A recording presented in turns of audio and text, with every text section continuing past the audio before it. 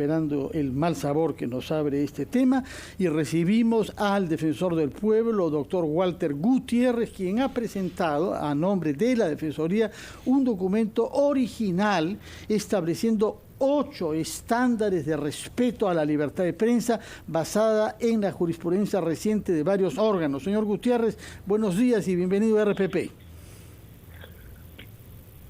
Fernando, Carlos, Mónica, buenos días. Buenos días. Sí, explíquenos. Permítanme, Fernando, por favor, unos segundos para referirme al tema con el que ustedes han iniciado el programa. Quisiera decirle que desde la Defensoría del Pueblo rechazamos enérgicamente esta decisión de la Comisión de Ética, porque se pone de espaldas a un mandato constitucional, a una política pública que nace, por un lado, esta política pública del gobierno, pero el mandato constitucional nace de sentencias, numerosas sentencias del Tribunal Constitucional, que señalan que el combate contra la violencia hacia la mujer es una política transversal, es un mandato constitucional. De manera que se alejan de la Constitución, se ponen de espaldas a la Constitución, se ponen de espaldas a una política pública transversal que los involucra también a ellos, y dado que se está hablando de incapacidad moral, esto más bien compagina con una conducta que se instala en una incapacidad moral de determinados funcionarios, en este caso congresistas, de manera que la rechazamos muy enérgicamente. Muchas gracias por sus aclaraciones jurídicas sobre un tema que tiene de qué impactar efectivamente nuestra conciencia moral. Muchas gracias por ese comentario. Vayamos entonces al documento que usted ha hecho conocer ayer, que aporta en realidad al debate sobre la libertad de prensa y de expresión en la medida en que define 8 estándares en base a los cuales podemos juzgar sobre el comportamiento de este gobierno, pero que queda como una referencia doctrinal. Explíquenos cómo se elaboró este documento, doctor Gutiérrez. Bueno, en realidad, en la Defensoría del Pueblo desde hace varios años, probablemente en el 2017, si no recuerdo mal, venimos trabajando el acopio, la sistematización de estándares en materia de libertad de expresión. Razones que todos conocemos, es decir, el fenómeno del niño, la denuncia de Pedro Pablo Kuczynski, Lavallato, etcétera, etcétera, desde luego la pandemia, han hecho que este documento, que ya estaba terminado, no lo publicáramos. Pero ese era un documento, podríamos decir, académico, jurídico, pero esta vez, en base a ese documento, hemos hecho una evaluación de los primeros 120 días del gobierno del presidente Castillo, a partir de ciertos estándares. Como ustedes saben, un estándar es un parámetro, un marco dentro del cual tiene que conducirse el gobierno, el Estado y desde luego también los medios. Estándares en materia de libertad de expresión que han sido desarrollados por la Corte Interamericana de Derechos Humanos, por el Tribunal Constitucional, por la propia Corte Suprema del Perú y por supuesto por la Relatoría sobre Libertad de expresión. Esos estándares están recogidos, solamente les mencionaré uno, por ejemplo, o un par. Uno de ellos es el denominado mayor estándar o mayor umbral de tolerancia, es decir, aquellos que deciden estar en la vida pública, no solamente los políticos, pero particularmente los políticos, tienen que entender que su vida privada se restringe, se limita significativamente y que deben tolerar la crítica, deben tolerar el escrutinio público. Y también, por ejemplo, otro estándar muy importante es que la Corte, la Comisión, el Tribunal han señalado que los medios de comunicación, y no me refiero solo a los medios tradicionales, sino a aquel ciudadano que quiere hacer periodismo, por ejemplo, tienen que ser protegidos contra todo tipo de agresión, no solamente verbal, sino física. ¿Y por qué tienen que ser protegidos? Porque ellos son el puente entre las decisiones estatales, las decisiones de gobierno y la ciudadanía. En la Defensoría hemos dicho, al hilo de todo lo que estoy señalando, hemos dicho que todo acto de gobierno, todo acto estatal culmina con un acto de comunicación o se completa con un acto de comunicación. Y esto es así, no solo porque hay que involucrar a los ciudadanos en esa decisión para que acompañen esa decisión o para que critiquen esa decisión. En suma, todos estos estándares no son otra cosa que que principios que determinan en qué tipo de sociedad queremos vivir. Y detienen, limitan, atajan el poder. Nosotros en este informe señalamos 8 estándares y sometemos determinados hechos del gobierno a esos estándares, y los resultados son los que ustedes tienen allí en el informe. Sí. Defensor, ¿cómo está? Muy buenos días. Vamos a ir poniéndole un marco, digamos, de entendimiento a esto para que nuestra audiencia pueda entender mejor. Es decir, lo que hemos tenido permanentemente, y hablamos entre los medios de comunicación y el poder, es una normal tensión respecto a denuncia, develación, pero por lo menos estaban enmarcados en la posibilidad de acceder a esa información. Hoy lo que tenemos es hostilidad por un lado, satanización de los medios de comunicación en particular, y el no entendimiento de la obligación de la autoridad a dónde termina su vida personal y comienza la vida pública. ¿Por qué no hacemos paralelismos con lo que digamos, ha develado, ha denunciado, digamos, la prensa en general y en particular, sobre estas reuniones que decían que eran personales del presidente Castillo, y por el otro lado, el hecho de las designaciones que no están a la altura y no hay explicación de por medio? O sea, es decir, ¿a qué está faltando? No es solamente no quiero hablar con ustedes porque ustedes me tratan mal, punto. O sea, en términos claros. Muy bien, permítame ponerle algunos ejemplos de hechos que violan los estándares y al final referirme puntualmente al tema que usted me plantea. Por ejemplo, cuando un ministro dice: yo no le voy a dar entrevistas a los medios que son hostiles conmigo o que me confrontan, transgrede ahí un estándar básico, porque no entiende que la prensa, por definición, tiene una relación tensa, difícil, compleja con el poder, porque esa es su función. Tiene necesariamente un discurso crítico. O cuando un ministro dice, por ejemplo, hasta los medios de comunicación estatal nos critican, no entendiendo que ese medio, por muy estatal que sea, no tiene que acompasarlo o acompañarlo, sino más bien criticarlo, escrutar sus actuaciones. O, por ejemplo, cuando el expresidente del Consejo de Ministros utiliza el quechua, no para ampliar su arco de comunicación, que enhorabuena fuese así, sino para burlarse o atacar a los periodistas, transgrede un estándar. O cuando el presidente de la República, antes de asumir el cargo, denuncia a un periodista y denuncia a un medio, sin siquiera en el documento señalar qué hecho es el que lo agravia, y luego cuando asume como presidente no retire el documento, es evidente que tiene como propósito acallar el documento, acallar al medio, silenciar al periodista. Todos estos hechos transgreden estándares. O cuando se encastilla el presidente y cierra el espacio donde se genera la noticia y no le permite acceso a los periodistas, transgrede un estándar. Y en lo concreto, a la pregunta que usted me hace, sí.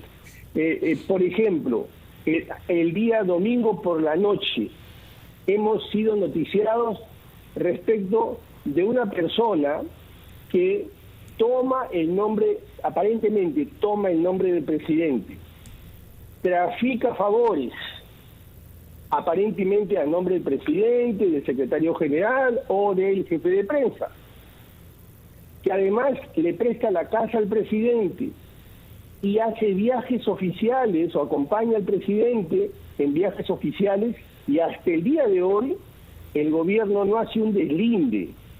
Es decir, señalar que ese señor no lo representa y que falsamente ha tomado su nombre y además lo denuncia. Eso también es una agresión a la libertad de expresión. Entonces estamos en un terreno, el gobierno está en un terreno peligroso, porque transgrede la Constitución, porque este es un principio, un derecho angular en el sistema constitucional. De acuerdo, permítame por favor pedirle que nos acompañe durante una breve pausa, después de la cual Carlos Villarreal tiene preguntas que formularle. 8:21 de la mañana, seguimos en ampliación de noticias. Estamos conversando con el defensor del pueblo, el doctor Walter Gutiérrez Camacho. Doctor Gutiérrez, en las reuniones que han habido ayer del presidente de la República con líderes políticos de partidos que tienen representación en el Congreso, varios voceros han manifestado que, de acuerdo a propias palabras del presidente, se ha comprometido a mejorar el tema, sobre todo comunicacional, o sea, a dar más entrevistas a los periodistas. No sé si usted confía en la palabra del presidente, luego de más de 100 días en los cuales hemos escuchado en varias oportunidades lo mismo, pero hasta el momento no hay nada. Sigue él evadiendo a los medios de comunicación y decide solamente expresarse en actividades públicas. ¿Cuál es su opinión al respecto?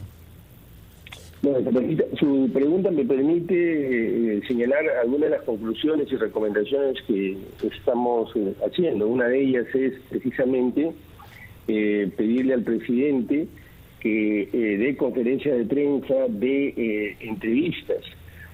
Vamos a enviar también este informe a la Relatoría Especial en materia de libertad de expresión. Vamos a presentar un proyecto de ley para que el Instituto de Radio y Televisión Peruana salga de la esfera del Ejecutivo para que pueda garantizarse completamente su independencia. Y además, semestralmente, bueno, yo ya no lo haré, pero la Defensoría va a monitorear todos estos, el cumplimiento de todos pero estos estándares. Pero confía usted en la palabra del presidente y también de miembros del Ejecutivo no sobre me iba a este tema. escapar de su pregunta. No me iba a ahorita le respondo eso. Yo conversé con el presidente en septiembre, si no me equivoco. Tuvimos una conversación de más de una hora y al salir dije que confiaba porque él se comprometió conmigo, confiaba en que él iba a honrar su palabra. Por ejemplo, le explicamos cuál era el rol de la Defensoría y el rol que cumple la buena administración y los derechos fundamentales. Y se comprometió con nosotros, e incluso creo que con el Contralor, porque unos minutos antes estuvo el Contralor, se comprometió con nosotros que iba a convocar al Consejo de Estado. Sin embargo, no lo hizo. No lo hizo. Y además no ha preservado la buena administración. La administración pasa por su peor momento, o por un momento muy difícil. Son pocos los funcionarios que digamos, tienen los registros profesionales, la experiencia, las competencias. Entonces, a su pregunta concreta, sí, yo aún tengo la expectativa de que el presidente pueda reconducir su gobierno y encarrilarse en el marco constitucional, porque la Constitución no está de adorno, la Constitución está para que se cumpla. Y tengo que decir, muy a empezar, pero con absoluta claridad, que hay mandatos constitucionales que no se están cumpliendo, que su gobierno no está cumpliendo. Es un mandato constitucional la lucha contra la corrupción, y desafortunadamente su gobierno lo ha deslindado claramente con esferas de corrupción que aparentemente, o mejor dicho, evidentemente están. Es un mandato constitucional la buena marcha de la administración, y hemos visto que están designándose funcionarios en el Ministerio de Transporte, en el Ministerio de Educación, en el Ministerio de Energía y Minas, funcionarios y ministros que no tienen ninguna de las competencias para poder continuar. Diferente es el ministro de Economía, el ministro de Salud, el propio ministro de Justicia, con quien podemos tener diferencias, pero que puede desconocer su formación y trayectoria y compromiso con la Constitución, pero se está transgrediendo la Constitución y eso es entrar a un terreno muy peligroso. Bueno, ¿tiene la obligación o no tiene la obligación un presidente de la República de hablar con la prensa? Porque muchos pueden decir, bueno, está en el poder y puede comunicarse de una manera distinta. Es más, partiendo del hecho de que entienden esa comunicación como en una comunicación de plaza y, entre comillas, lo voy a decir, con el pueblo. Para nosotros, justamente, como acabo de señalar, todo acto de gobierno culmina con un acto de comunicación. El vocero del gobierno, o la vocera del gobierno en este caso, es la presidenta del Consejo de Ministros, los ministros. Pero el presidente, dado que representa la primera magistratura, no tiene por qué estar saliendo todos los días o todas las semanas. Pero en 120 días no es posible que no haya dado una sola conferencia de prensa, no es posible que no haya dado una sola entrevista. No es posible que no se comunique y piense que solamente debe comunicarse a través de calles y plazas. Está completamente equivocado. Sí, señor defensor, entre las recomendaciones que usted formula y que se le va a trasladar al presidente de la República es que el Perú firme la declaración de Chapultepec, el nombre de una colina y un castillo en Ciudad de México. Quisiera que nos explique cuáles son los alcances de esta declaración y por qué usted considera que no es razonable que el Perú no la haya firmado, como la mayor parte de los gobiernos democráticos en nuestra región. Bueno, en primer lugar, Fernando, como usted sabe, la libertad de expresión es mucho más que un derecho. Es verdad que la libertad de expresión en buena medida ha sido desarrollada y ampliada por los tribunales, por las cortes, pero en realidad su real construcción y contenido ha sido insuflado de vida por la propia prensa, por la propia ciudadanía, por la academia. Y como dijimos hace un momento, lo que está detrás de este principio no es otra cosa que el tipo de sociedad en la que queremos vivir. El control del poder y la materialización de derechos fundamentales son posibles, se hacen viables justamente a partir de la libertad de expresión y de todo ese plexo de derechos o subderechos que están alojados o recogidos dentro de este paraguas. Entonces, firmar la declaración de Chapultepec supone una adhesión, un compromiso a ese límite del poder, a esa necesidad de comunicar, a esa necesidad de someterse al escrutinio público y a ese tipo de sociedad que queremos vivir, donde el límite es la definición. Lo que define el Estado constitucional, lo que define la democracia, es el límite del poder. Y sin libertad de expresión no hay límite del poder, y sin límite del poder y sin libertad de expresión no se materializan los otros derechos. Doctor Gutiérrez, permítame consultarle sobre lo que va a pasar el día de hoy en el Congreso de la República. Me refiero a la votación de la admisión de la moción de vacancia presidencial. ¿Cuál es su expectativa y, sobre todo, dentro de este escenario de conflicto que hay entre Poder Ejecutivo y Legislativo, qué es lo mejor que le puede pasar al país con relación a la decisión que se debe tomar el día de hoy en el Poder Legislativo? ¿Qué sería lo más conveniente para el país? Mire, yo no creo, como quienes piensan, que para vacar a un presidente lo único que se necesitan son votos y voluntad. Es decir, si tengo los votos, si no tengo la voluntad, no lo vaco. Si tengo la voluntad y no tengo los votos, no lo vaco. Porque eso supondría que en el Estado constitucional se puede introducir la arbitrariedad, es decir, sin argumentos, sin fundamentación. No participo, no milito, no adhiero a esa lectura.